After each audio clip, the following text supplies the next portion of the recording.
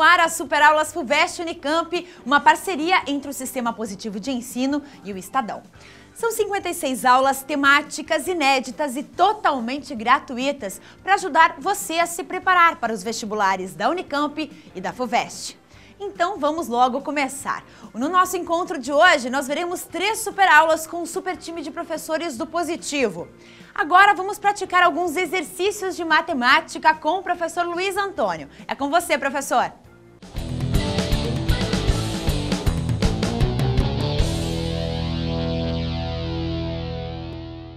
Olá, hoje nós vamos ter uma aula sobre matriz, determinantes e sistema. Então nós vamos trabalhar aí com 2 questões, a primeira envolvendo matrizes e determinantes. Mas como é mais ou menos até de praxe, né? Uma questão de matriz ela nunca vem isoladamente, ela sempre vem envolvida em algum outro setor dentro da matemática. No nosso caso, a matriz ela vem usando também trigonometria. Seno, cosseno, tangente, né, a parte de trigonometria. Então vamos ao enunciado aí da primeira questão. Seja a matriz A igual. Então a primeira linha dela é cosseno de θ menos seno de θ e seno de θ. A segunda linha é seno de θ, cosseno de θ e menos cosseno de θ. E a terceira e última linha é tangente de θ, 1 e θ. Aí ele assinalou matriz 3 por 3, onde θ é uma variável real. Vamos definir B e J como sendo a matriz 2 por 2, obtida a partir de A, pela omissão da linha I e da coluna J. Por exemplo, o B33, então ele eliminou a linha 3 e a coluna 3. Aí resultou a matriz cosseno θ menos seno θ na primeira linha, seno θ e cosseno θ na segunda linha. B23, ele eliminou a segunda linha e a terceira coluna da matriz A. Então restou cosseno de θ menos seno de θ na primeira linha, tangente de θ e 1 na segunda linha. Depois, B11, eliminou a primeira linha e a primeira coluna da matriz A, restando cosseno de θ menos cosseno de θ na primeira linha, 1 e θ na segunda linha. B13, eliminou a primeira linha e a terceira coluna da matriz A, restando seno de θ, cosseno de θ na primeira linha, tangente de θ e 1 na segunda linha. Pode-se concluir que, então, as afirmativas. Afirmativa número 1, o determinante B33 é igual a 1. Afirmativa 2, B13 é não inversível, qualquer que seja o número θ pertencente ao real. Afirmativa 3. O conjunto θ pertence ao real tal que θ é igual 2kπ mais π sobre 2. K pertence a Z. Contém todas as soluções da equação determinante B1 igual a 0. Afirmativa 4. Se θ é igual a menos 1, o determinante B1 é diferente de 0. Afirmativa 5. O produto B23 por B13 é igual à matriz seno θ, que multiplica, entre parênteses, cosseno θ menos tangente de θ, cosseno θ menos seno θ, tudo isso na primeira linha, tangente de θ que multiplica, seno θ mais 1 e cosseno θ mais 1 na segunda linha. E afirmativa número 6. A matriz B12 é igual à matriz menos seno θ na primeira linha, 1 e 0 na segunda linha. Você notou aí que ele criou, na verdade, um conceito, né, sobre uma nova matriz, onde ele dá uma matriz principal, que é a matriz A. Depois ele vai eliminando a linha e a coluna conforme os dados que ele deseja, né? Como B11, por exemplo, que eliminou a primeira linha, a primeira coluna. E, em cima disso, ele vai trabalhar também, você notou pelas afirmativas dadas, que ele vai trabalhar equações de trigonometria.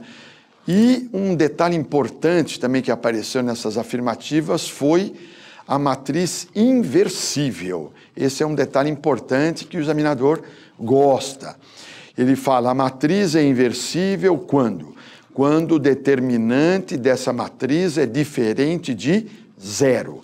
Ele aparece aí numa das afirmativas. Então vamos agora analisar uma a uma e ver se são verdadeira ou falsa. Vamos a elas então. A número 1, ele tinha falado determinante B33 igual a 1. Ela é uma afirmativa verdadeira, porque o determinante B33, ó, então determinante monta com a barra, aí colocamos aqui o B33, que é eliminando a terceira linha e a terceira coluna. Então resta cosseno de θ menos seno de θ e cosseno de θ na segunda linha. Como é um determinante, então o que eu faço? Eu multiplico a diagonal principal, então eu multiplico o cosseno de θ pelo cosseno de θ, achando o cosseno ao quadrado de θ. Menos, e aí multiplico a secundária. Então, menos seno de θ multiplica seno de θ, que vai dar menos seno quadrado de θ. Daí ficando aqui, ó, menos e menos, ficou cosseno quadrado θ mais seno quadrado θ, que é a nossa fórmula fundamental de trigonometria. Portanto, ela vale igual a 1. E como ele tinha dado afirmativa igual a 1, nós encontramos igual a 1, portanto, ela é realmente verdadeira. Afirmativa 2 dizia, olha aqui a matriz inversível, ó, B13 é não inversível, qualquer que seja o valor de θ pertencente ao real. Essa alternativa é falsa. Por quê?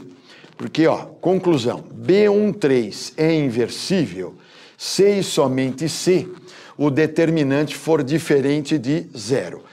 Caso contrário, a matriz é não inversível.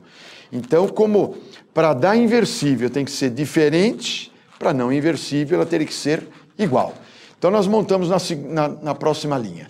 Determinante B13. Então, barra de determinante, colocamos aí o B13. Ó, primeira linha, seno θ, cosseno θ. Segunda linha, tangente de θ e número 1. Calculando o determinante, diagonal principal, seno de θ vezes 1, continua seno de θ. Menos diagonal secundária, cosseno θ vezes tangente de θ.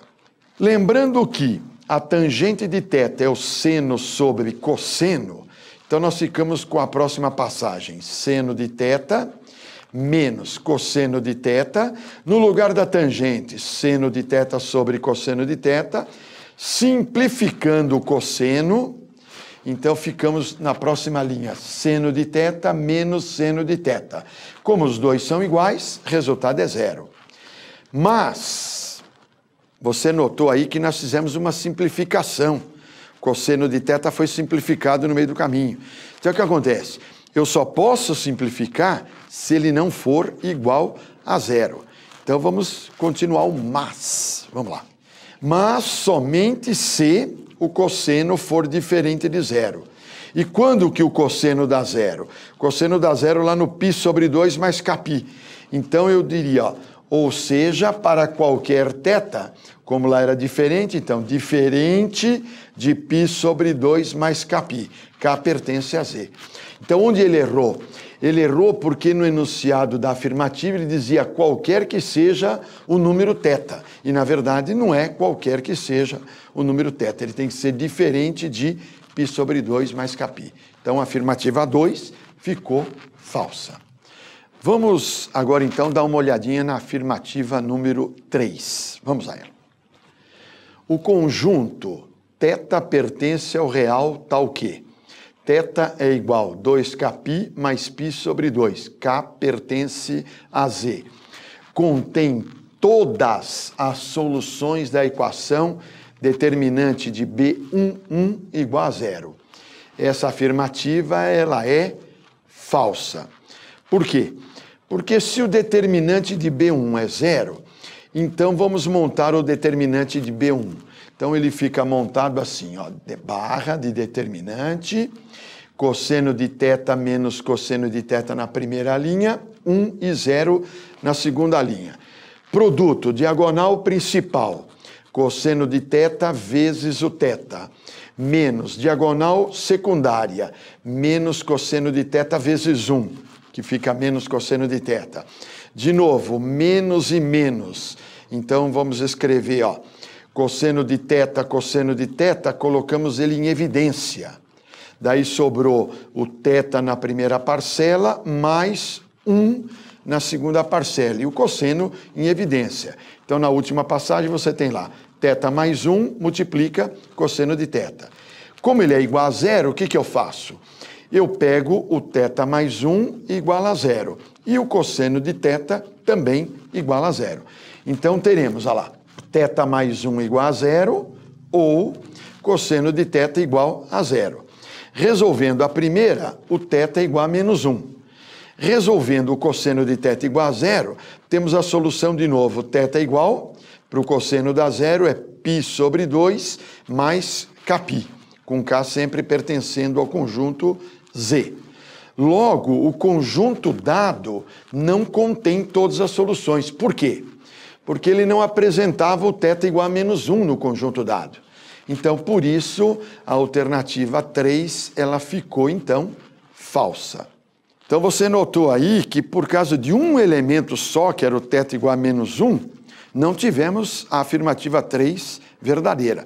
Ela deu verdadeira no cosseno igual a 0, mas não deu com o θ igual a menos 1. Vamos, então, agora à afirmativa 4. Afirmativa 4 dizia, se o θ é igual a menos 1, então o determinante de B11 é diferente de 0. Essa afirmativa também é falsa. Pois, como a gente viu na afirmativa 3, para θ igual a menos 1, o determinante de B1 é 0. Então, ele errou, porque ele tinha dito diferente de 0. Então, a afirmativa 4 fica falsa. Vamos agora à afirmativa número 5, conferir se ela é verdadeira ou é falsa. A 5 é um produto de matriz, ó. E aí ele fica trabalhoso, hein? Ele afirmava B23 multiplicando B13 é igual seno θ que multiplica cosseno de θ menos tangente de θ entre parênteses e cosseno de θ menos seno de θ na primeira linha. Na segunda linha, tangente de θ que multiplica entre parênteses seno de θ mais 1 e cosseno de θ mais 1 na segunda linha. Essa afirmativa é falsa também. Por quê? Vamos fazer o produto, ó. B23 é a matriz cosseno θ menos seno θ na primeira linha, tangente de θ e número 1 na segunda linha. Multiplica B13. B13 é a matriz seno de θ, cosseno de θ na primeira linha, tangente de θ e número 1 na segunda linha. Você lembra aí que para fazer produto de matriz, eu sempre multiplico a linha total da primeira matriz pela coluna da segunda matriz. Então aí nós vamos ter que pegar a primeira linha da primeira, multiplicar cada elemento com a primeira coluna da segunda. Aí o primeiro multiplica o primeiro, soma, e o segundo multiplica o segundo. Depois retornamos a primeira linha com a segunda coluna. Então, de novo, primeiro multiplica o primeiro, daí segundo multiplica o segundo. Então vamos lá, fazer o produto. Cosseno de θ da primeira linha multiplica o seno de θ da primeira coluna. Menos seno de θ multiplica a tangente de θ. Então, primeiro elemento do produto na primeira linha ficou cosseno θ vezes seno θ menos seno θ vezes tangente de θ. Agora vamos partir para a segunda coluna. Vamos lá. Primeiro elemento da primeira linha, cosseno de θ multiplica cosseno de θ. Vai ficar então cosseno ao quadrado de θ. e o segundo elemento multiplica o segundo elemento. Então, menos seno de θ multiplica pelo número 1. Então, o segundo elemento da primeira linha ficou cosseno ao quadrado de θ menos seno de θ. Vamos agora para a segunda linha da primeira matriz. Segunda linha, primeira coluna. Então, vamos. Tangente de θ multiplica pelo seno de θ, mais 1 multiplica a tangente de θ. Então, o primeiro elemento da segunda linha ficou tangente θ vezes seno θ mais tangente de θ. Agora, a segunda linha, segunda coluna. Então, o primeiro tangente de θ multiplica o cosseno de θ mais 1 que multiplica 1.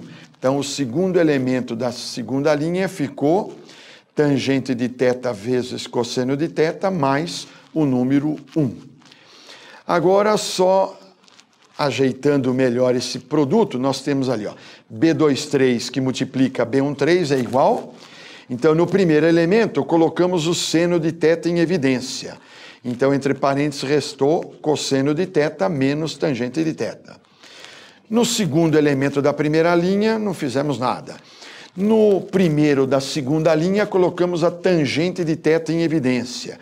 Então, restou seno de θ mais 1. E aqui no último elemento, segunda linha, segunda coluna, a tangente substituindo por seno sobre cosseno, simplifica o cosseno, então restou apenas seno de θ mais 1. Então você notou aí que a resposta que a gente encontrou não conferiu com o que ele havia dado como solução. Porque você vê, ó, por exemplo, aqui no último elemento, aqui, segunda linha, segunda coluna, ele não bate, ó, com o número da segunda linha, segunda coluna, tá vendo? Então, por causa disso, essas matrizes não sendo iguais, então por isso a alternativa número 5 ficou falsa. Vamos agora à afirmativa número 6. A afirmativa número 6 dizia que o B12 é a matriz menos seno, seno, 1 e θ. Essa afirmativa também fica falsa. Porque, como ele definiu, né, a matriz B12, ela omite a primeira linha e a segunda coluna da matriz A. Então, eliminando a primeira linha e a segunda coluna do A, a B12 fica simplesmente seno θ, menos cosseno θ, tangente de θ e θ. Você vê que ela não bateu nada com a resposta que ele deu. Portanto, a afirmativa 6, ela é também falsa. Então, no conjunto de respostas, nós temos lá, a primeira ficou verdadeira, a 2 falsa, a 3 falsa, a 4 falsa, a 5 falsa e a 6 também falsa. Então, nessa primeira questão, apesar de todo o aparato trigonométrico que aparecia aí, você viu que, na verdade, era uma questão, em termos de matriz, até simples. O trabalho maior era o trabalho da trigonometria, evidência, e o que deixa de importante, que eu falei no começo e repito de novo, é a matriz inversível. Guarda bem isso, ó. Uma matriz é inversível se o determinante dela for um número diferente de 0. Agora nós vamos então para a segunda questão, onde nós vamos trabalhar sistema. E é o sistema que eu digo que é o sistema da moda, que você vai montar o sistema e ele vai formar com 3 incógnitas e 2 equações. Vamos então ao enunciado dessa segunda questão. Um comerciante deseja comprar necessariamente 3 tipos de mercadorias A, B e C. Se ele comprar por R$ 5, R$ 3 e R$ 4, respectivamente, cada uma delas, vai gastar R$ 175. Mas, se comprar por R$ 6, R$ 4 e R$ 4, vai gastar R$ 200. Se chamarmos de x, y, z as quantidades adquiridas de cada uma das mercadorias A, B e C, respectivamente, podemos afirmar que, alternativa A, x é necessariamente um número ímpar. Para x igual a 10, teremos y igual a 15 e z igual a 20. O mínimo valor de z é o número 1. O valor de z é sempre a metade do x. O problema admite 13 soluções. Uma coisa que eu quero deixar bem esclarecido aqui no enunciado é que você reparou que ele falou necessariamente ele compra cada uma das mercadorias. Quer dizer que ele não aceita que você não tenha nenhuma das mercadorias A, B e C. Então aquele XYZ que ele disse que era a quantidade de mercadoria não pode ser o número 0. Vamos agora à solução que nós colocamos da questão. Então, do enunciado, a gente pode escrever lá, ó, 5x mais 3y mais 4z igual 175. Nota uma coisa aqui, ó. 5 era o preço da mercadoria A. Então, pegamos o preço de A, multiplicamos pela quantidade de mercadoria. 3 aqui, ó, é o preço da mercadoria B. Então, pegamos o 3, ó, que é o preço, multiplicamos pela quantidade da mercadoria B. E 4 era o preço da C. Então, multiplicamos também, ó, o preço pela quantidade da mercadoria. Aí a soma dos três totais, né, total do preço do A, mais o total do preço do B, mais o total do preço do C, dá o total geral, que é R$ 175. Na segunda equação, fizemos a mesma coisa, só que os preços agora são R$ 6,00 a A, R$ 4,00 a B e R$ 4,00 a C. Então, formamos a segunda equação, que é 6x mais 4y mais 4z igual a 200. Continuando, então, a solução, temos lá, subtraindo a primeira da segunda equação, então está aí as duas equações novamente montadas, então a gente subtraiu. Nessa subtração aí, o z vai eliminar, porque aí você vai ter, ó, 6x menos 5x, fica x. Depois, 4y menos o 3y, ficou mais y. 4z menos o 4z deu 0. E o 200 menos 175 deu 25. Você notou aí que é um sistema formado por três incógnitas, x, y e z, e apenas duas equações. E a gente chegou agora, a partir da subtração, x mais y igual a 25. O que a gente faz para resolver num caso desse? Vamos escolher uma das duas incógnitas e isolar. Ou y ou x, tanto faz. Vamos então continuar a resolução. Então a gente escolheu por isolar o y, e o y ficou igual a 25 menos o x. Continuando na solução, substituindo esse y igual a 25 menos x na primeira equação, a primeira era aquela do 5x mais 3y mais 4z igual 175. Teremos o quê? Então, o 5x repete, o 3 repete, no lugar do y substitui 25 menos x, então colocamos ele entre parênteses, o 4z repete e o 175 também repetido. Agora a gente vai isolar a letra z, a letra que foi eliminada na primeira conta. E aí, isolando e já simplificando, o z ficou igual 50 menos o x sobre o número 2. Portanto, fazendo x igual a 10, você vai ter lá, ó, x igual a 10, o y é 25 menos x. Então, o y é 25 menos 10, que seria y igual a 15. E o z, que é 50 menos x sobre 2, então seria 50 menos 10, 40 sobre 2, z igual a 20. Então, a solução fica x igual a 10, y igual a 15 e z igual a 20. Vamos fazer uma observação aí, ó. Observe que da equação y igual 25 menos x, como x, y, z são números inteiros e positivos, conclui-se que o x tem que ser menor que 25, porque a partir do 25, 26, 27, o y começa a ficar ou zero ou negativo. E da equação z igual a 50 menos x sobre 2, concluímos que o x é necessariamente um número par, né, para que o x não seja um número fracionário, né, um número decimal. Portanto, um número, o x é um número que varia de 2 até 24 só, donde se deduz que o problema possui 12 soluções. Você vê, normalmente um sistema desse tipo, ele é o tal do sistema que a gente classifica como sistema possível indeterminado. Dentro do conjunto real, realmente ele é indeterminado. Mas nesse caso aqui, como ele trabalha só em números inteiros e positivos, ele tem algumas soluções. Do número 2 até o número 24, nós temos 12 números pares. Então, 12 soluções apenas. O que contraria uma das alternativas, né, que dizia que ele tem 13 soluções. Vamos ver agora a alternativa correta, então, dessa questão. Recordando a pergunta da questão, né, se chamarmos de x, y e z as quantidades adquiridas de cada uma das mercadorias A, B e C, respectivamente, podemos afirmar que então, a alternativa correta é a letra B. Para x igual a 10, teremos y igual a 15 e z igual a 20.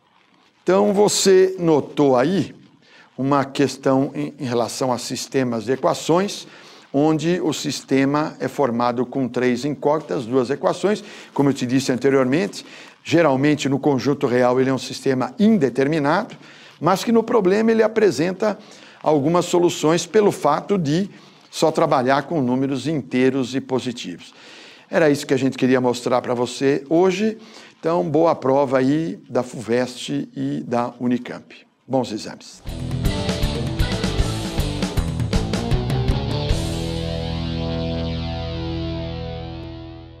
E chegou a hora do nosso intervalo. Mas é jogo rápido, hein? Eu volto em 5 minutinhos. Espero.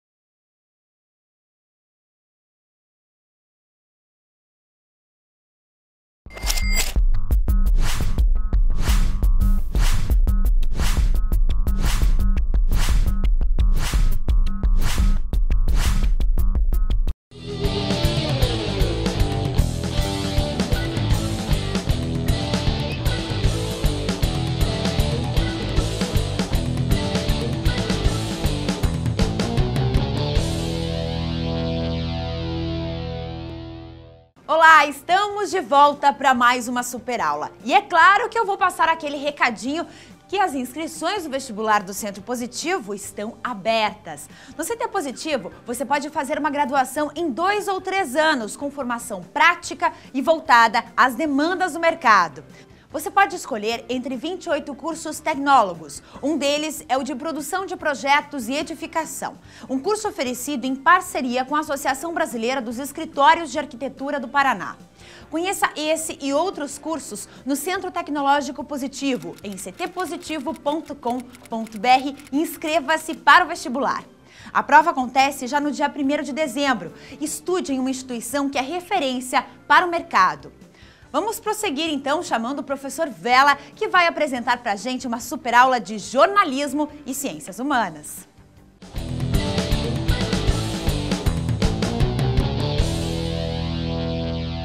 Olá pessoal, eu sou o professor Vela e a gente vai aqui ter uma aula de português, de compreensão de texto e língua portuguesa, focada na primeira fase do vestibular FUVEST.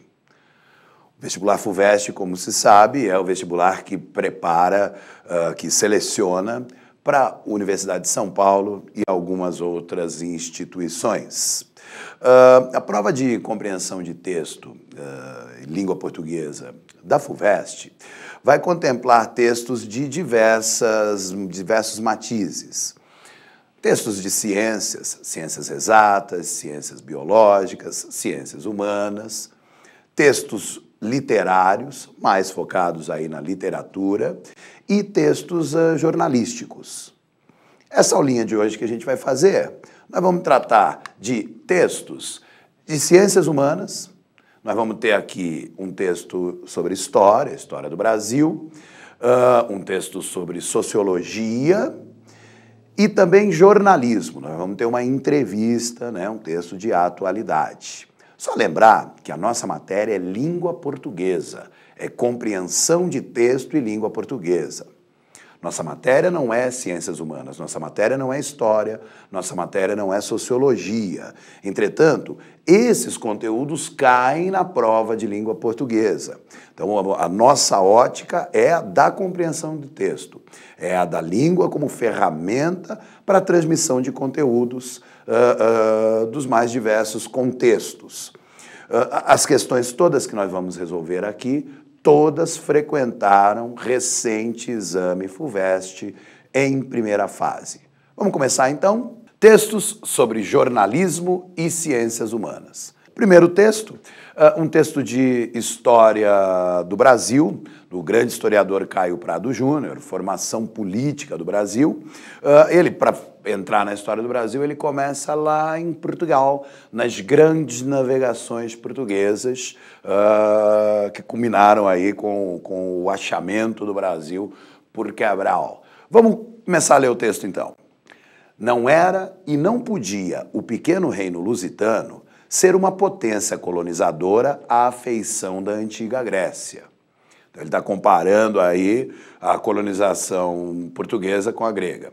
O surto marítimo que enche sua história do século XV não resultara do extravasamento de nenhum excesso de população, mas fora apenas provocado por uma burguesia comercial sedenta de lucros e que não encontrava no reduzido território pátrio satisfação à sua desmedida ambição. A ascensão do fundador da Casa de Avis ao trono português trouxe esta burguesia para um primeiro plano.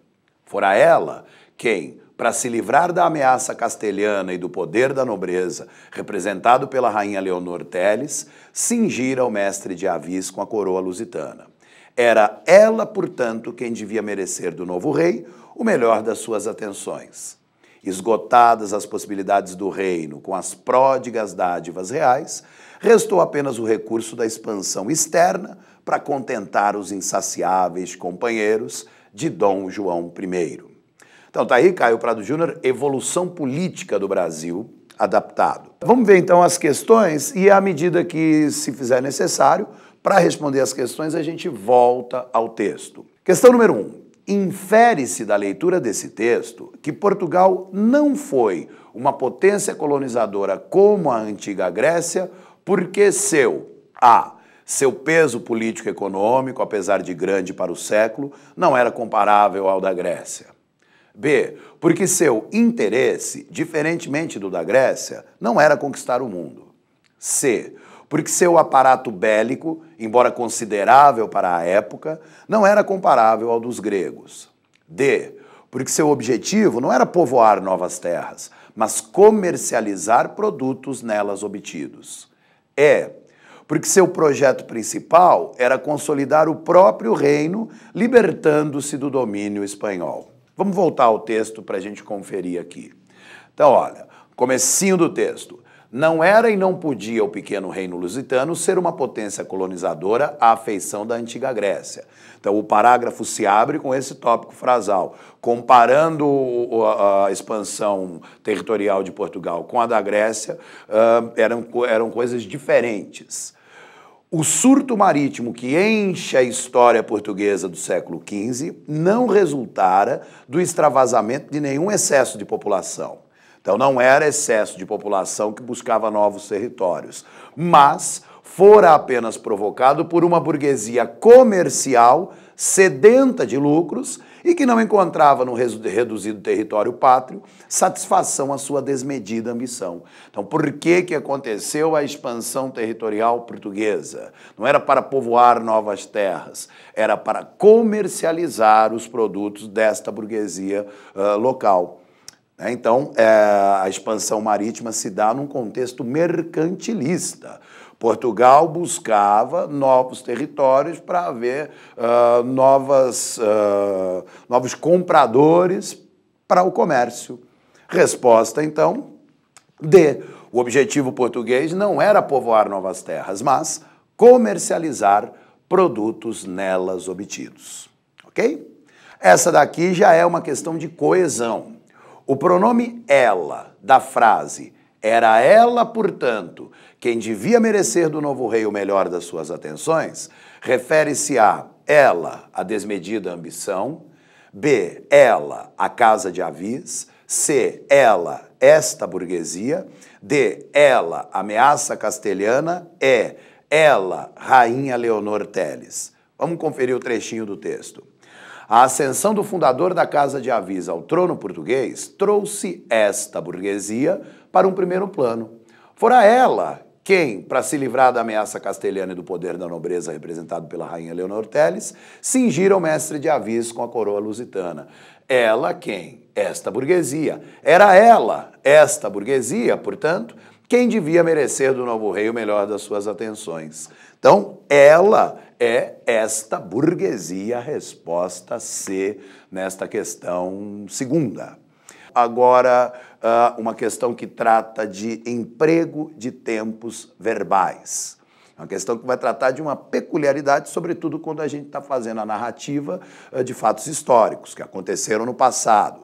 Aí a gente tem o passado mais que perfeito para marcar algo que aconteceu antes do passado do pretérito perfeito. A gente tem o pretérito imperfeito, que marca uma habitualidade no passado. No entanto, a questão vai cobrar, apesar de a gente estar falando de passado, a questão vai focar um verbo que está no presente. Vamos conferir. No contexto, o verbo enche indica habitualidade no passado, simultaneidade em relação ao termo ascensão, C, ideia de atemporalidade, D, presente histórico, E, anterioridade temporal em relação a reino lusitano.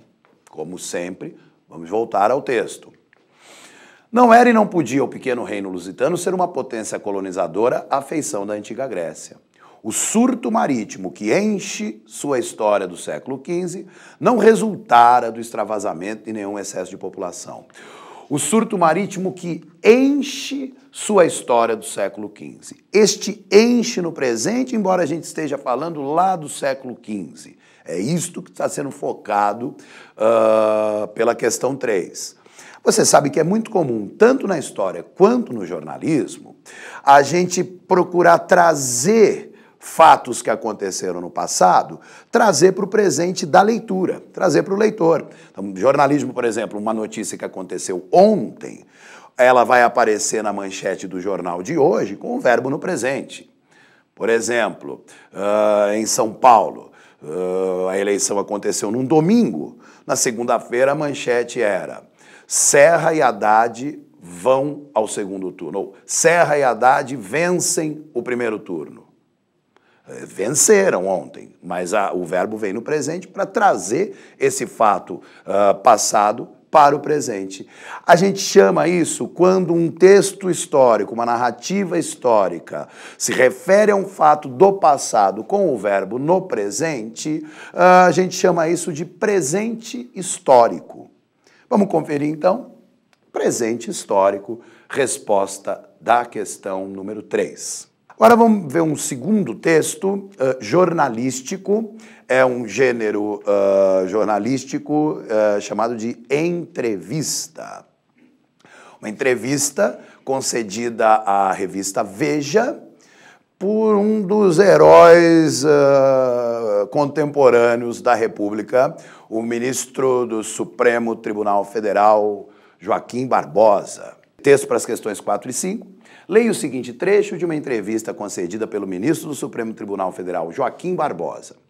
Entrevistador, pergunta: o protagonismo do Supremo Tribunal Federal dos últimos tempos tem usurpado as funções do Congresso?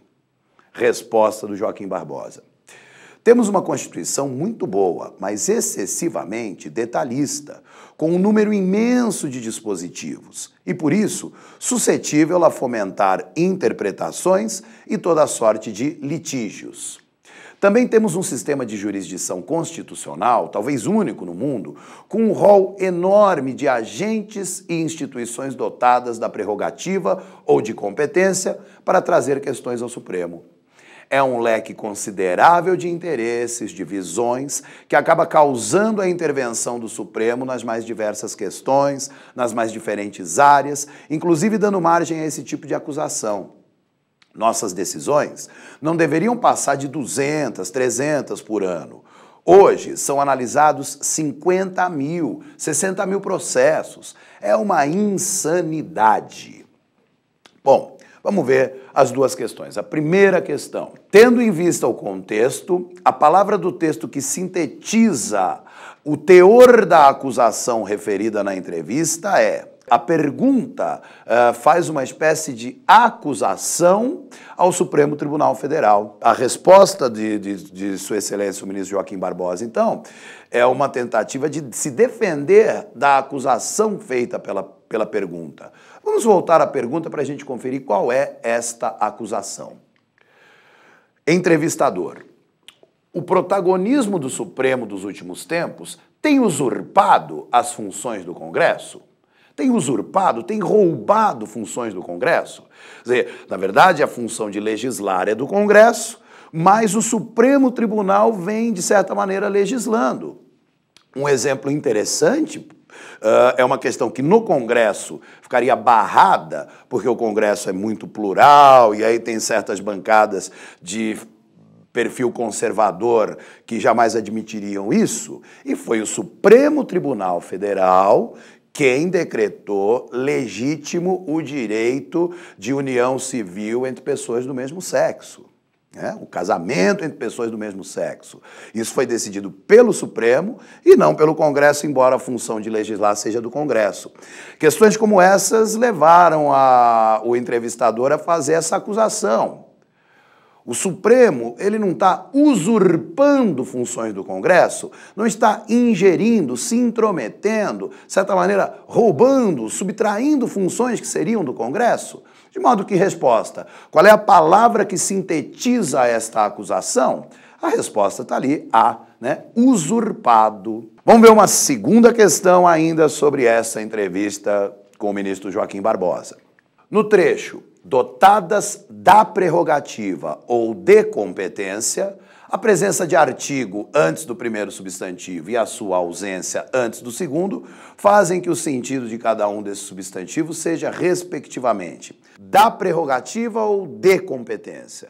Então, quando ele coloca o artigo definido, é um sentido específico, ele está falando de uma prerrogativa específica. Agora, de competência, Ali não tem o artigo definido. Então, ele está falando de competência no sentido geral. Então, entre as alternativas, da prerrogativa, de competência. Da prerrogativa seria sentido figurado e de competência sentido próprio, segundo a alternativa A. B, da prerrogativa, um sentido abstrato, e de competência, o sentido concreto. A, da prerrogativa, um sentido específico, e de competência, o sentido genérico. D, da prerrogativa, um sentido técnico, e de competência, o sentido comum. Da prerrogativa, sentido lato, e de prerrogativa, sentido estrito. Você vê que há um certo enrolation aqui para as alternativas incorretas. E a resposta, na verdade, muito simples, né? Tá lá, ó. Da prerrogativa, sentido específico, e de competência, sentido genérico. Bom, deste texto aqui de jornalismo, entrevista com Joaquim Barbosa, a gente vai passar para um último texto dessa aula, que é um texto de sociologia. A relação, a coesão que a gente estabelece entre o texto com a entrevista com o Joaquim Barbosa para esse texto de sociologia é, claro, uma questão que é levantada desde a posse do ministro Joaquim Barbosa. É o primeiro ministro, o primeiro negro a ocupar um cargo tão importante na Corte Suprema. E Joaquim Barbosa, já inúmeras vezes, em várias entrevistas, ele deu declarações dizendo que foi, é e certamente será por um bom tempo vítima de racismo no Brasil. Então, uma questão de sociologia, um texto de sociologia, escrito pelo grande sociólogo da USP, Otávio Ianni, que dedicou, né, a essas questões das minorias, das desigualdades sociais. Vamos pegar um texto que caiu no vestibular FUVEST. Então, não é a gente que escolheu esses textos, não sou eu que escolhi, são textos que costumam cair e que caíram no vestibular FUVEST. Vamos nós. Texto para as questões de 6 a 7. A questão racial parece um desafio do presente, mas trata-se de algo que existe desde há muito tempo. Modifica-se ao acaso das situações, das formas de sociabilidade e dos jogos das forças sociais, mas reitera-se continuamente, modificada, mas persistente. Esse é o enigma com o qual se defrontam uns e outros. Intolerantes e tolerantes, discriminados e preconceituosos, segregados e arrogantes, subordinados e dominantes em todo o mundo. Mais do que tudo isso, a questão racial revela, de forma particularmente evidente, nuançada e estridente, como funciona a fábrica da sociedade, compreendendo identidade e alteridade, diversidade e desigualdade, cooperação e hierarquização, dominação e alienação. Otávio Ianni, Dialética das Relações Sociais. Vamos conferir as duas questões com base neste texto. Primeira questão. Segundo o texto, a questão racial configura-se como enigma. Por quê? A, porque é presa de acirrados antagonismos sociais. B, porque tem origem no preconceito, que é de natureza irracional. C, porque encobre os interesses de determinados estratos sociais. D, porque parece ser herança histórica, mas surge na contemporaneidade. E, é um enigma porque muda sem cessar, sem que por isso seja superada. Como sempre, voltemos ao texto. A questão racial parece um desafio do presente, mas trata-se de algo que existe desde há muito tempo. Modifica-se ao acaso das situações, das formas de sociabilidade e dos jogos das forças sociais, mas reitera-se continuamente, modificada, mas persistente. Esse é o enigma. Então, qual é o enigma? A questão racial modifica-se, modifica-se, modifica-se, mas persiste, mas continua. À luz dessa volta ao texto, agora vamos à questão.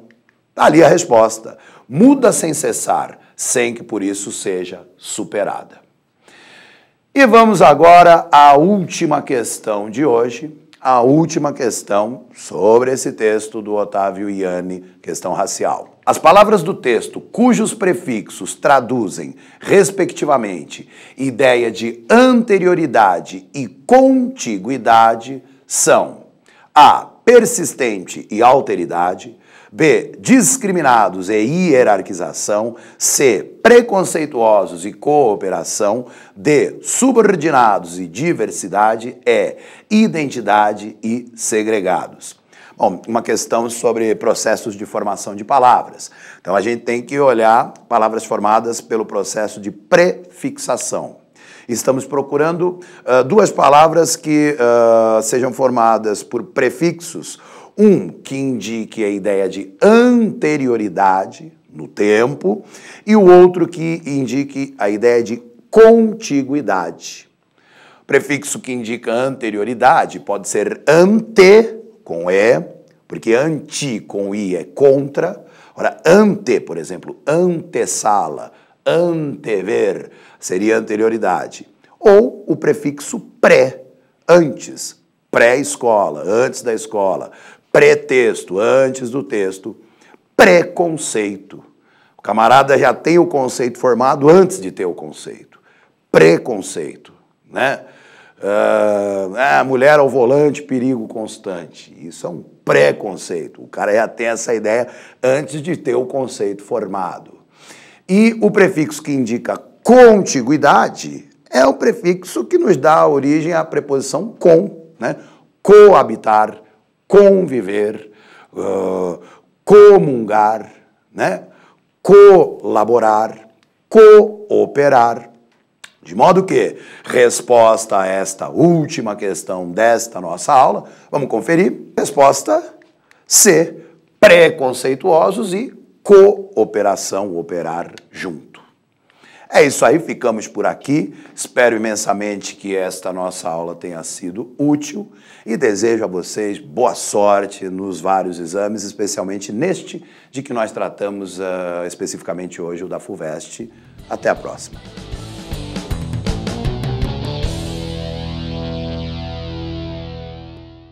Valeu, professor! Vamos então para um rápido intervalo, rapidíssimo. É só o tempo de você tomar uma água e repor as energias que a gente já se encontra. Fique ligado, hein? São só 5 minutinhos, eu te espero.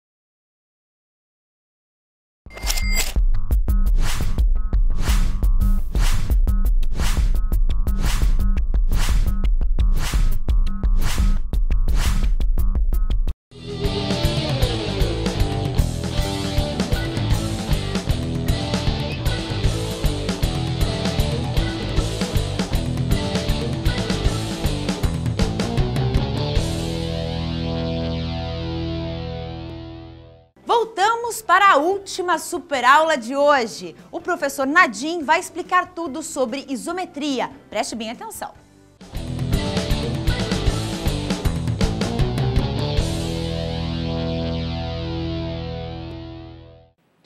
Olá pessoal, tudo bem? Bem, estamos aqui para fazer mais uma apresentação de uma aula para vocês. O assunto escolhido para essa aula de hoje é um assunto muito importante, né?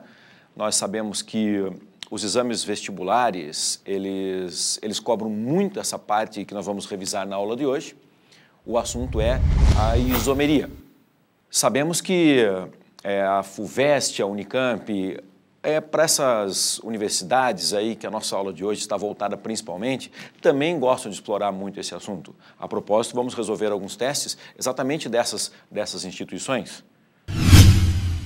É claro, não são apenas essas instituições que cobram a isomeria. Todo mundo gosta de perguntar um pouquinho sobre isso. Então, prepare-se aí para fazer uma revisão de isomeria. Veremos no capítulo de hoje a isomeria plana e veremos um pouquinho da isomeria espacial. Uma das divisões da isomeria espacial, veremos a isomeria espacial do tipo geométrica. Vamos iniciar pela isomeria plana. É muito importante que você, antes de verificar a ocorrência do fenômeno da isomeria, entenda o que é este fenômeno. A isomeria, um fenômeno que não ocorre apenas na química orgânica, mas é na química orgânica onde temos o especial interesse em analisar, é um fenômeno onde compostos de estruturas diferentes possuem a mesma fórmula molecular. Sabendo isso, vamos ver agora quais são os principais tipos de isomeria na modalidade isomeria plana. Quando nós falamos de isomeria plana, devemos entender o seguinte: os compostos eles são diferentes. Os compostos possuem a mesma fórmula molecular e a diferença entre eles pode ser tranquilamente observada a partir de suas fórmulas estruturais planas. Daí porque chamamos então a isomeria de isomeria plana. Você vê as fórmulas estruturais planas no papel, na sua prova e consegue claramente perceber onde está a diferença entre elas, ok? Assim, dividimos então a isomeria plana. Tipos de isomeria plana. Isomeria de função. Os isômeros pertencem a funções químicas diferentes. Os casos mais comuns envolvem as seguintes funções: álcool com éter, aldeído com cetona, ácido carboxílico e éster, fenol, álcool aromático e éter aromático. Tranquilo? Vocês perceberam então que esses casos, como colocamos aqui, são alguns dos casos mais comuns. Não são os únicos casos, mas são aqueles que aparecem com maior frequência. Na verdade, nós não pretendemos que você memorize esses casos, mas sim que aprenda a reconhecê-los, a identificá-los. Uma vez que você conhece e sabe reconhecer as funções orgânicas, basta notar que a diferença entre eles está nas funções. Ok? Vamos fazer o seguinte. Vamos ver um exemplo para cada um desses casos mais comuns que foram agora mencionados. Exemplos correspondentes. Número 1. Um álcool e um éter. O etanol e o éter dimetílico. Exemplo número 2. Um aldeído e uma acetona. O propanal e a propanona ou acetona. Exemplo número 3. Um ácido carboxílico e um éster. Temos ali o ácido propanóico e o acetato de metila. E o exemplo número 4, um fenol, um álcool aromático e um éter aromático. O ortocresol, que é um fenol, o álcool benzílico e o metoxibenzeno. Tranquilo? Perceberam? Uma coisa importante quando a gente analisa a isomeria plana de função é perceber que os nomes dos compostos eles são diferentes. A nomenclatura sistemática IUPAC, e eu mencionei aqui na maior parte das vezes o nome sistemático IUPAC para esses compostos, prevê exatamente isso. Dois compostos diferentes devem ter nomes diferentes, nomes sistemáticos diferentes. Se você percebe, então, que as estruturas são diferentes no papel, é porque eles são compostos distintos, cada um com o seu nome próprio, ok? Vamos, então, agora para um segundo tipo de isomeria plana. A isomeria plana de cadeia. Os isômeros pertencem à mesma função, mas possuem cadeias carbônicas distintas, diferentes. Os casos mais comuns envolvem a cadeia normal com a cadeia ramificada. Um isômero pode apresentar cadeia aberta enquanto o outro apresentar uma cadeia fechada, uma cadeia cíclica. Um pode ter cadeia homogênea e o outro heterogênea. Um pode ter cadeia ramificada e o outro uma cadeia mais ramificada, digamos assim. Tranquilo? Viu os casos mencionados aqui? É importante ressaltar o seguinte: para que a isomeria seja classificada como uma isomeria plana de cadeia, os compostos devem pertencer à mesma função. Então, acredito que você notou que nós colocamos a coisa numa ordem, vamos chamar assim, uma ordem de hierarquia. É mais importante, em primeiro lugar, a função. Uma vez que você nota que as funções não são diferentes, você passa para um segundo item de classificação, que é a classificação da cadeia carbônica. Ok? Vejamos, então, um exemplo para cada um desses casos mencionados. Exemplos correspondentes. A primeira estrutura é do hidrocarboneto butano, a segunda do metilpropano. Portanto, um tem cadeia normal, enquanto o outro tem cadeia ramificada. O segundo exemplo envolve a estrutura de um hidrocarboneto de cadeia aberta insaturada, o buti-1-eno, e o seu isômero, o ciclobutano, uma cadeia fechada e saturada. É importante observar que eles são isômeros, ou seja, que eles são compostos diferentes e têm a mesma fórmula molecular. Tudo bem? O terceiro exemplo, um deles apresenta a cadeia homogênea, é o primeiro exemplo, a etilamina, enquanto o outro possui uma cadeia heterogênea, a dimetilamina. Este caso é um caso bem interessante. Muitas vezes, quando um composto possui cadeia homogênea e o outro heterogênea, nós temos uma isomeria de função. A propósito, isso apareceu no exemplo que eu mencionei no item anterior. Quando tratamos lá do etanol e do éter dimetílico, observe, o etanol tem uma cadeia homogênea, o éter dimetílico tem uma cadeia heterogênea. Mas nesse caso, houve uma mudança na função. Um é álcool e o outro é éter. Sendo assim, a isomeria é classificada como uma isomeria funcional. Já que no nosso exemplo temos um composto com cadeia homogênea e o outro heterogênea, porém, ambos pertencem à mesma função, a função química das aminas. Então, se a função é a mesma, a isomeria aqui é uma isomeria de cadeia, homogênea e heterogênea. E mais um exemplo. O quarto exemplo, temos aqui um hidrocarboneto de cadeia ramificada e um outro hidrocarboneto de cadeia mais ramificada. Na realidade, se você olhar com atenção, as cadeias principais apresentam tamanhos diferentes. Temos aqui um exemplo de cadeia ramificada, o metilbutano, metil na posição de número 2, e aqui o dimetilpropano. Então, as cadeias principais apresentam tamanhos diferentes. Logo, na classificação de cadeia, uma é ramificada e a outra mais ramificada. Tudo bem? Tá tranquilo? Conseguindo entender bem o fenômeno? Por favor, não esqueça quando você for fazer a sua prova, antes de classificar os compostos isômeros, dentro de uma dessas modalidades, verifique a ocorrência do fenômeno isomeria. A gente nota muitas questões cobrando lá um tipo de isomeria e nem isômeros os compostos são. Então é importante que você verifique se eles possuem a mesma fórmula molecular e se são compostos diferentes. Tudo bem? Vamos a mais uma situação. A isomeria agora é a isomeria de posição. Os isômeros pertencem à mesma função, possuem a mesma cadeia de carbonos, mas diferem na posição de radicais, de grupos funcionais, de insaturações, sendo esses os casos mais comuns. Notou mais uma vez a ordem que eu procurei colocar as coisas? A primeira coisa que nós devemos observar, a função. A segunda coisa que devemos observar, as cadeias. A terceira coisa que devemos observar, a posição de uma insaturação, de um radical, de um grupo funcional. Então, se eles pertencem à mesma função, se eles possuem a mesma cadeia, eu passo para o item seguinte e vou verificar a mudança na posição de uma das coisas mais comuns, insaturações, grupos funcionais, radicais que estejam presentes na cadeia, sendo essa uma cadeia, por exemplo, uma cadeia ramificada. Tá bom? Vamos ver um exemplo de cada um dos casos mencionados para que você possa ter uma ideia melhor. Olha aí. No primeiro caso, temos uma mudança de posição de um radical. Temos aqui o radical metil, a cadeia principal ela tem 5 carbonos, então o metil está na posição de número 2, o 2-metilpentano.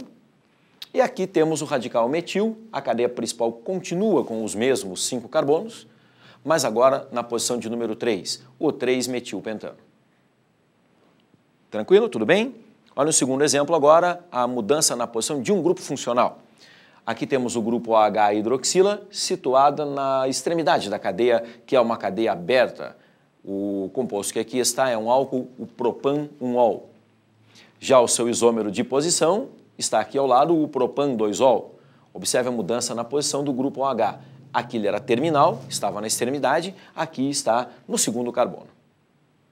E um terceiro exemplo, uma cadeia que apresenta insaturação, a dupla ligação terminal na ponta, na extremidade da cadeia, e o seu isômero com a insaturação com a dupla ligação situada mais simetricamente na cadeia, bem no meio dos 4 átomos de carbono que constituem a cadeia. Aqui está o but1-eno, ou um buteno, se você assim preferir, e aqui está o but2-eno.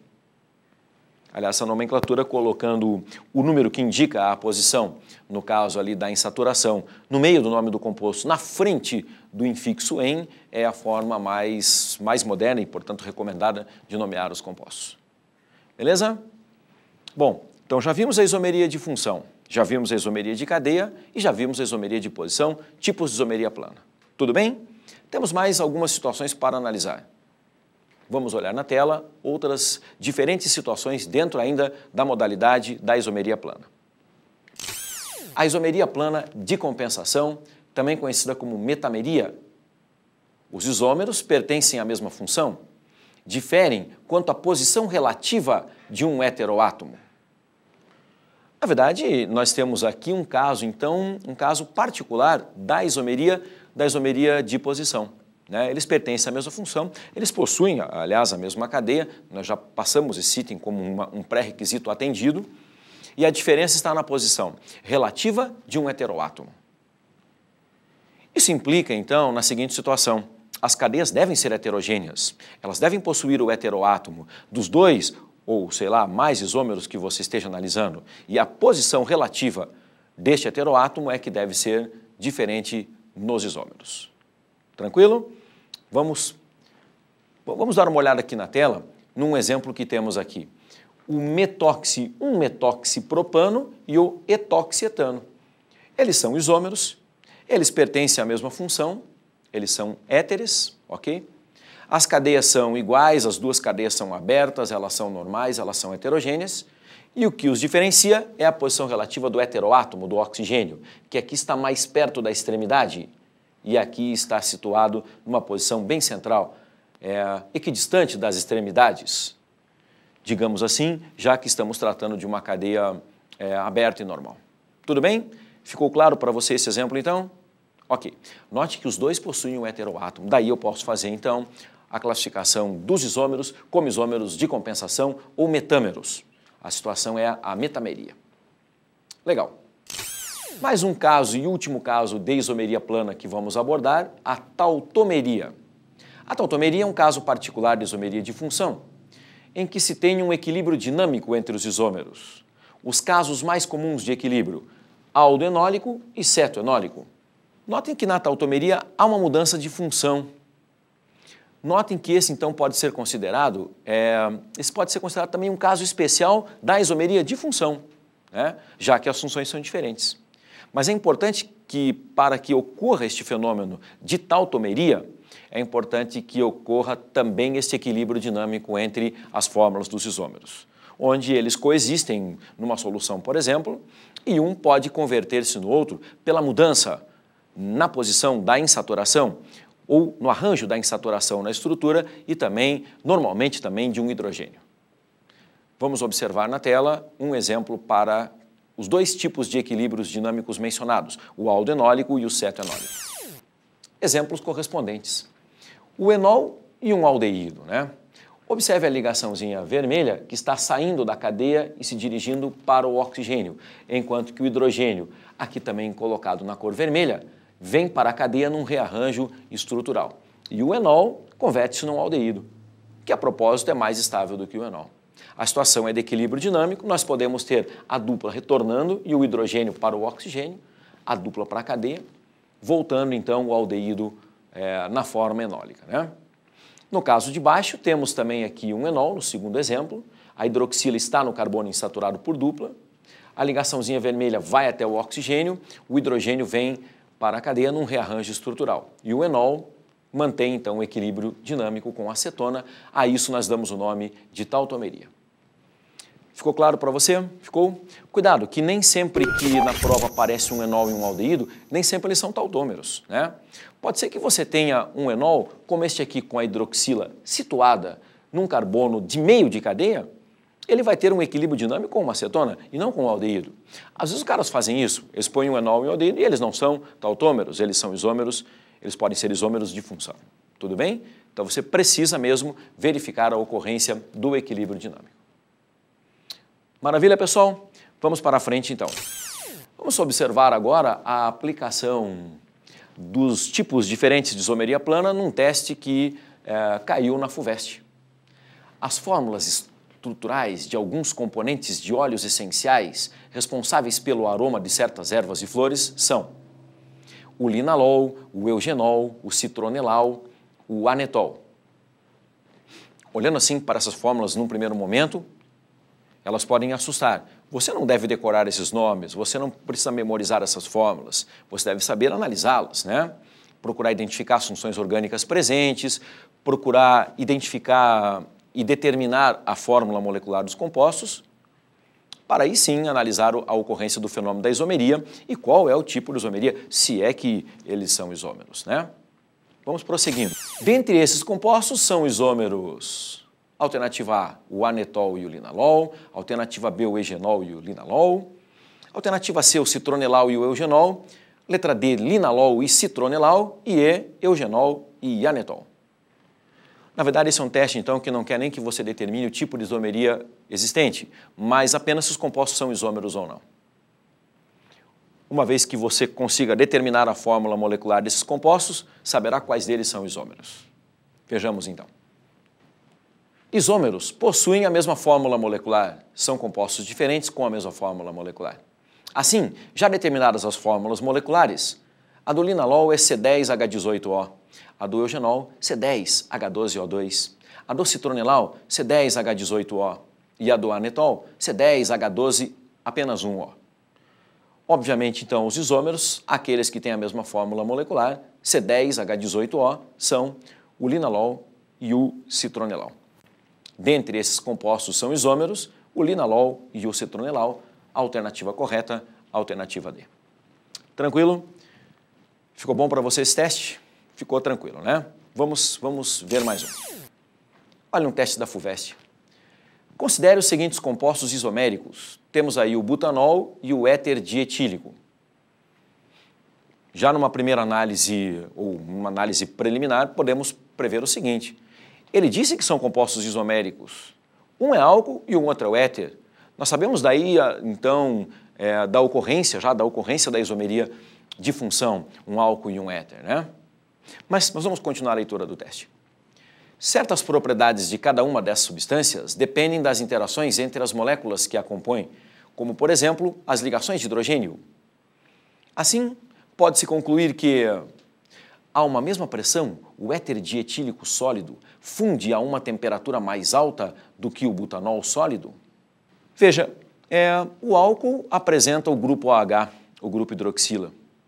Revisamos isso numa aula anterior que tivemos aqui, quando trabalhamos o assunto forças de atração intermoleculares para ir à prova do Enem, né?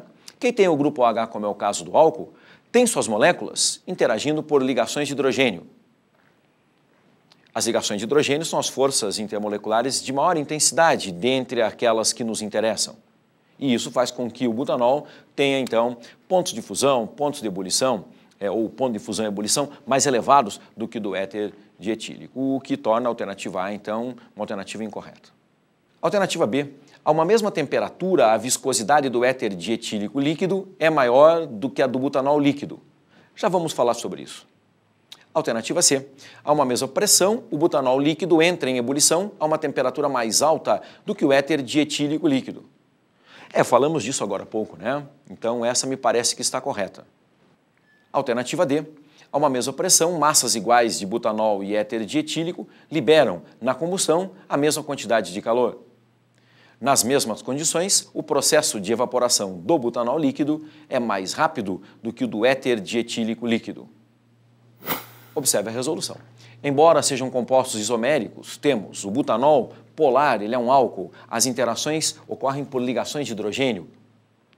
As chamadas pontes de hidrogênio, popularmente assim, os caras costumam se referir a ela em muitas provas que encontramos, né? Ao passo que o éter dietílico ele é pouco polar, tem interações de Van der Waals e algumas interações de dipolo-dipolo devido à sua pequena polaridade. Como consequência, o butanol possui maior temperatura de fusão e maior temperatura de ebulição do que o éter dietílico nas mesmas condições. A alternativa correta é a alternativa C. A uma mesma pressão, o butanol líquido entra em ebulição a uma temperatura mais alta do que o éter dietílico líquido. Note que na alternativa B, eu fiquei de retornar e comentar isso com você, trata da viscosidade do éter dietílico, dizendo que ela é, na mesma temperatura, maior do que a do butanol. Como no álcool as interações moleculares apresentam intensidade maior, isso faz com que ele tenda a apresentar, então, uma viscosidade também maior, já que as moléculas estão mais unidas, mais próximas, mais fortemente unidas. Beleza? Então, a alternativa B não está correta. Tudo bem? Vamos adiante. Vamos tratar agora da isomeria espacial. A isomeria espacial é um caso muito interessante de isomeria que ocorre em particular, interesse particular nosso aqui na química orgânica. Veja que continuamos chamando isso de isomeria. Portanto, o fenômeno onde os compostos eles são diferentes, eles possuem a mesma fórmula molecular. Agora temos um detalhe interessante e importante. As fórmulas estruturais planas, elas não são suficientes para mostrar para a gente as diferenças que existem entre os compostos.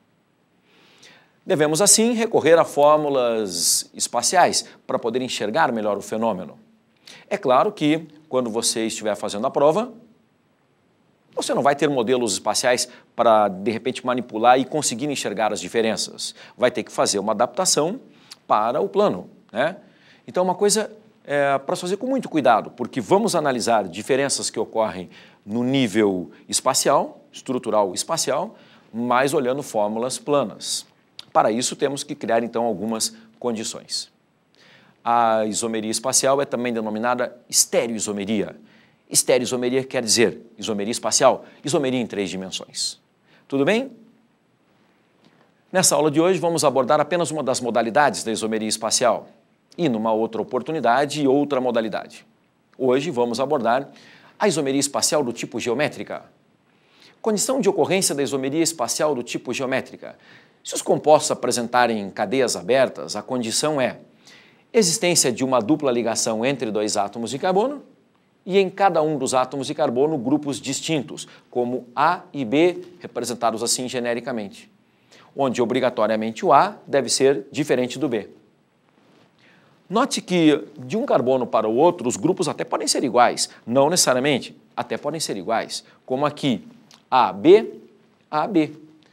O que é necessário mesmo é que no mesmo carbono, num determinado carbono, eles sejam diferentes. Isso deve ocorrer nos 2 carbonos que possuem a dupla ligação à insaturação. A dupla ligação é uma espécie de uma barreira rotacional que impede uma livre rotação em torno do seu eixo. Vamos chamar assim, vamos chamar de eixo, né? De tal maneira que, em termos espaciais, imagine que esse é o plano que passa sobre os carbonos insaturados, os carbonos que possuem a dupla. Os 2 grupamentos iguais ou ligantes iguais A podem estar do mesmo lado, para cima deste plano, por exemplo, enquanto os 2 ligantes iguais B, de um outro lado, para baixo desse plano, por exemplo. Quando isso ocorre, temos a forma geométrica denominada cis. Ou então, em relação a este plano que passa sobre os carbonos que contém a insaturação, os grupos iguais podem estar em lados opostos. O A aqui está para cima, o B para baixo do plano. O A aqui está para cima, o A aqui está para baixo do plano. A mesma coisa ocorre com o B, um aqui para cima e o outro para baixo. Nesta condição, ligantes iguais em lados opostos do plano que passa sobre os carbonos da dupla, teremos a forma geométrica denominada trans. Nesse tipo de nomenclatura cis e trans, é fundamental que nos 2 carbonos da insaturação os ligantes sejam diferentes em cada um, mas seria importante que fossem iguais de um para o outro. Ou então que, no mínimo, cada um dos carbonos da insaturação tivesse um átomo de hidrogênio. Nessas condições, você poderia usar a nomenclatura cis-trans sem problemas, sem dificuldades. Geralmente, essa é a nomenclatura mais empregada. Caso os dois carbonos da insaturação tenham ligantes diferentes e de um carbono para o outro eles sejam também diferentes, ou seja, os 4 grupos diferentes, como, imagine, A, B, X, Y, nós podemos analisar a isomeria geométrica da mesma forma. Nós teremos também as formas geométricas distintas, mas usaremos daí uma outra nomenclatura. Não mais cis e trans, mas usaremos um sistema de nomenclatura mais amplo, o sistema EZ. A gente observa que, de uma forma geral, ainda o sistema EZ nos vestibulares ele não é explorado com tanta intensidade e o cis-trans é muito cobrado ainda. Tudo bem? Vamos à tela. Exemplo, 1,2-dicloreteno. Né? Então, note aqui a dupla ligação, num carbono cloro-hidrogênio, no outro carbono cloro-hidrogênio. Aqui a dupla ligação, num carbono cloro-hidrogênio, no outro hidrogênio e cloro. O arranjo espacial é diferente. Se vocês observarem as propriedades dos compostos, verão que se tratam de compostos diferentes. Né? Note, ó, o cis-1,2-dicloreteno, a fórmula molecular é a mesma do trans-1,2-dicloreteno. No entanto, as massas moleculares ou molares obviamente são iguais, mas os valores de ponto de ebulição e densidade a 20 graus Celsius não são iguais. Né? Isso quer dizer que os compostos realmente são diferentes. Como eles têm a mesma fórmula molecular, são isômeros. Perceba que a nomenclatura IUPAC, que é desenvolvida ou foi desenvolvida sobre fórmulas planas, ela não sofreu nenhuma alteração. E apenas nós usamos os prefixos cis e trans para poder diferenciar as formas espaciais. O nome IUPAC sistemático do composto é 1,2-dicloreteno, tanto de um quanto de outro. Né? As diferentes formas geométricas têm o mesmo nome. Isso prova que no plano ou no papel elas são iguais, mas espacialmente é que os arranjos são distintos. Tudo bem? Daí a importância, então, de se usar os prefixos cis e trans para poder mostrar essa diferença na hora de nomear os compostos. Em compostos cíclicos é uma outra possibilidade de encontrar o fenômeno da isomeria geométrica. Abaixo está representada a fórmula estrutural plana do 1,2-diclorociclobutano. Veja que os cloros são vizinhos à cadeia principal, aqui a parte principal, mesmo não sendo uma cadeia ramificada, é o ciclo, né? E os cloros ali seriam tratados, para efeito de nomenclatura, como ramificações. Note que, levando em conta esses dados, existem 2 fórmulas estruturais espaciais diferentes, o cis e o trans. Em relação a este plano que passaria, ou que seria correspondente aí ao anel de 4 membros de 4 carbonos, os 2 cloros podem estar do mesmo lado deste plano, ou então um do lado de baixo e o outro de cima, tendo assim as formas isoméricas cis e trans. Quando eu digo lado de baixo e lado de cima, é só uma forma de você tentar imaginar a coisa, né? O plano que passa sobre os carbonos, num ciclo butano, uma figura quadrangular, teríamos um cloro para cima e outro para baixo na forma trans, um para cima e o outro também na forma cis, como a figura ilustra para você. Beleza? Olha o cis, olha o trans. Ok? Olha aí um teste, então, que envolve a isomeria plana e envolve também a isomeria geométrica, né? É da FUVEST. Quantos isômeros estruturais e geométricos, considerando também os cíclicos, são previstos com a fórmula molecular C3H5Cl? 2, 3, 4, 5, 7? Bom, esse é um tipo de exercício considerado difícil, né? Quando o cara dá para você uma fórmula molecular e pergunta quantos são todos os possíveis isômeros, prepare-se para trabalhar bastante. Na maior parte das vezes, isso exige muito da gente, né? Mas vamos lá, vamos tentar resolver. Vamos ver como é que a gente poderia sair deste problema, né? Olha aí.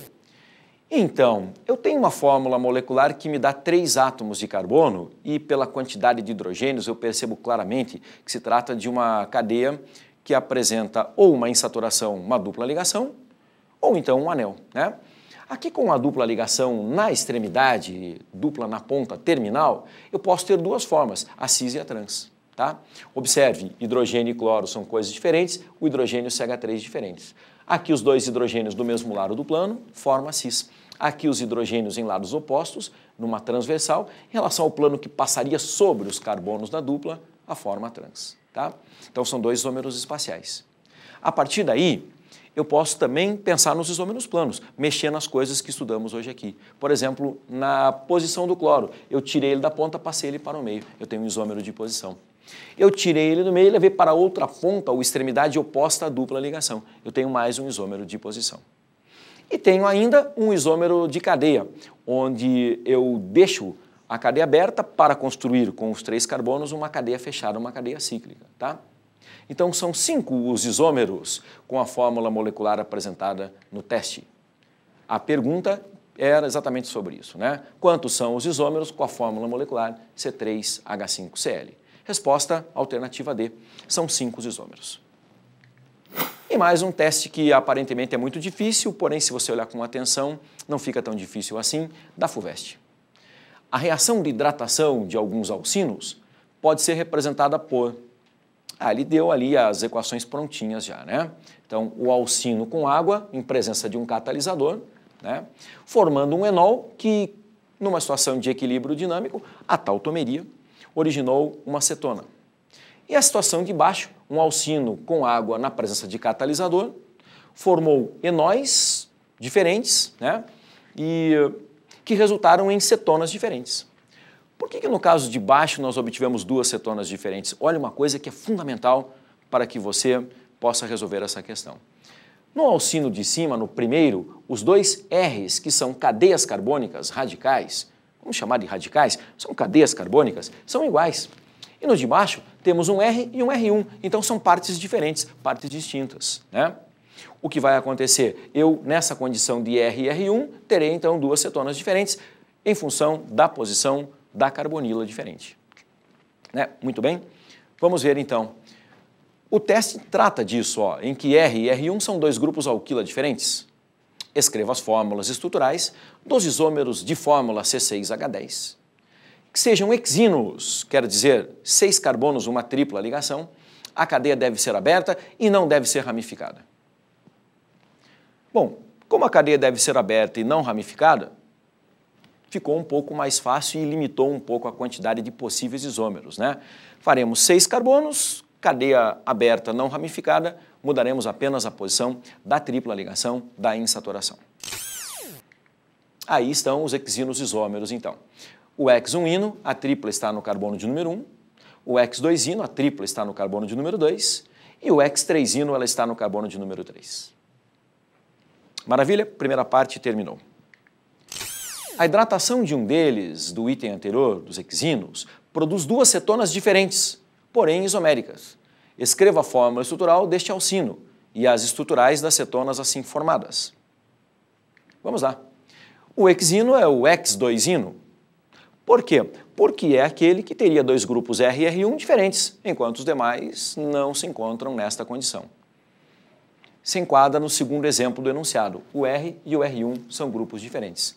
Assim, as cetonas isômeras são uma delas com a carbonila no segundo carbono, a partir da esquerda, e a outra com a carbonila C-O no terceiro carbono, a partir da extremidade esquerda. Né? Você que está olhando de frente para as estruturas. Legal? Para frente. A hidratação do hex-3-ino, ou 3-hexino, com água monodeuterada. O que é uma água monodeuterada? Olha, em vez de se representar HOH, vamos representar HOD. Um dos isótopos de hidrogênio que compõe a água aí é o deutério, é isso que ele quer dizer, o hidrogênio de massa 2. Né? Pode ser representada por, então, o hex-3-ino com água monodeuterada e catalisador, resultando em X e Y, que, por tautomeria, resultam no mesmo composto Z. Quais as estruturais de X, Y e Z? Desconsidere a existência da isomeria cis-trans. Então, vejamos. Aí, né? O hexino que ele propôs com a água monodeuterada. Então, eu posso deixar o hidrogênio, o deutério aqui e colocar OH no outro carbono, né? Rompendo uma das insaturações. Da tripla, agora eu tenho apenas uma dupla. Ou então, colocar o hidrogênio aqui e o OD, o oxigênio ligado ao deutério, no carbono onde ocorreu a adição, né? E assim, os dois por tautomeria resultariam no mesmo composto, no composto Z. Beleza? A proposta era essa, né? Quais são as fórmulas das espécies envolvidas, X, Y e Z. Tudo bem? Então, legal. Espero que você tenha aproveitado bem essa aula de isomeria. Espero que te ajude bastante a resolver as questões, já que esse é um assunto com grande chance de aparecer nos vestibulares da FUVEST, da Unicamp e em todos os vestibulares importantes que nós temos aqui no nosso país. Ok? Até uma próxima aula. Um abraço.